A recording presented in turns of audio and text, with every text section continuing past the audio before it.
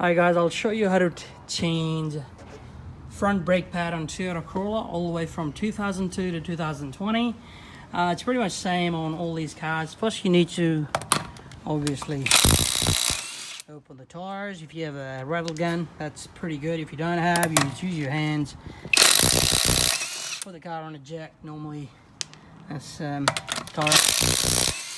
Once you open this, remove the tire. Sometimes it's pretty stuck because of rust or dust, so just give it a little kick and that should come off. Okay. It's nice weather today here in Western Australia. It was 40 degrees 4 days ago, but now I think it's 20 degrees, is it? 23 degrees. So this brake, this customer was complaining it's pretty noisy because you can see the level of the pads are mostly gone. So first you need to do, open this screw, top of the sliding pin screw, and there's another one here. So I'll just open them and I'll show you how. So we need 14 mm socket. For this one you can use the spinner as well. I like using this one, it's pretty easy. What I just do normally, put it like this. So if you try to use your hand with the pressure, it's always dangerous because you can slip and hit your hand here. What I normally do, I just put a ratchet and I just say 1, 2, 3, and I just use a little hand like this. And that's loose. Just use your hand.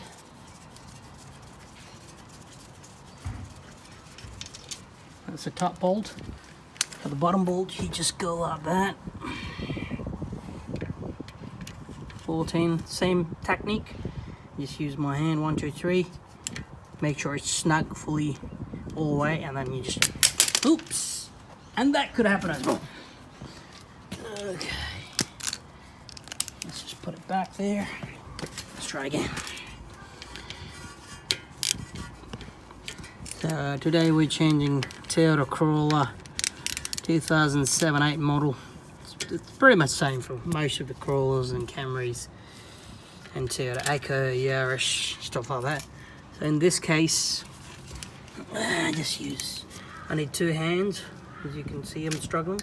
I'm just putting my hand, one hand on the screw and the other hand like this, and it's loose now. Use gloves because the dust of the brakes are pretty black and it's pretty hard to take off your hands later. And gloves give you a good grip and keep your hands from getting black. Alright, so once you've done this, you can use a screwdriver here as well, because sometimes people put glue between brake pads and the caliper. But in this instance, I'm just using my normal hand. I just wiggle a little and that should come off.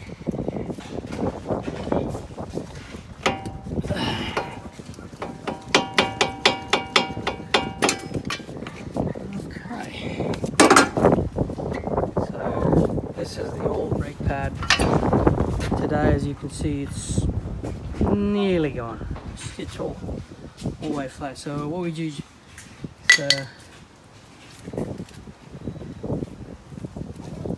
remove all the pads. So make sure these pins are sliding, otherwise you need to take them off and put a grease. But in this instance, it's pretty greasy already. We don't need anything.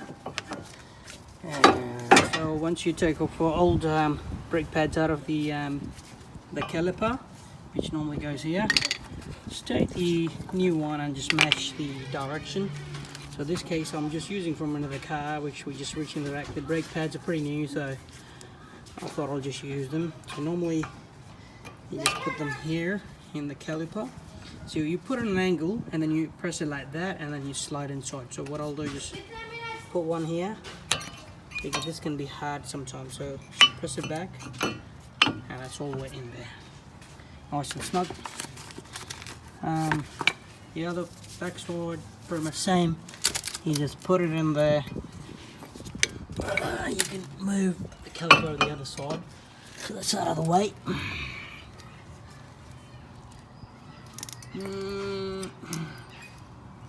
Same thing. Put the corners first.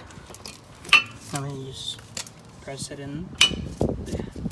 Alright, once you've done that, we need to push this piston back. For that, you need this tool, piston puller or piston pusher, whatever you want to call it. So, what do you need to do? Just put a caliper upside down, and this is the tool you need. So, piston puller. So, this should go normally in there like that. Oh, there are so many different kinds. So main purpose of this one, when I tighten this one opens like that, and that push the piston back, and that way we can put it back on there. So at the moment I'm just putting my tool and I'm just turning with my hand. Sometimes you need two hands, so just keep doing that.